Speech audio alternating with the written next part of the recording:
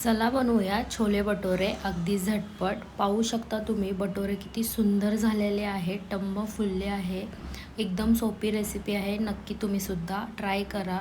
छोले बनवण्यासाठी सगळ्यात प्रथम आपल्याला छोले ओव्हरनाईट सोक करायचं आहे। मग त्यामध्ये पाणी, दालचिनी, मीठ घालून कुक करून घ्यायचं आहे। मग भटोऱ्यासाठी अर्धा किलो मैदा, रवा, दही, बेकिंग सोडा, बेकिंग पावडर घालून मळून घ्यायचं आहे। जास्ती पातळ पीठ मळायचं नाही आहे। नंतर तेल लावून अर्धा तास मुरवत ठेवायचं आहे। आता आपण छोले बनवून घेऊया। तेल, तमालपत्र, कांदा फ्राय करून घ्यायचा आहे। आलं लसूण पेस्ट, लाल तिखट, हळद, गरम मसाला, छोले मसाला, चवीनुसार मीठ घालायचं आहे। मसाला चांगला कुक करून घ्यायचा आहे टोमॅटोची प्युरी घालून।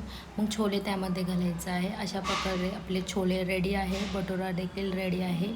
जर व्हिडिओ आवडला असेल तर नक्की व्हिडिओला लाईक करा। बाय।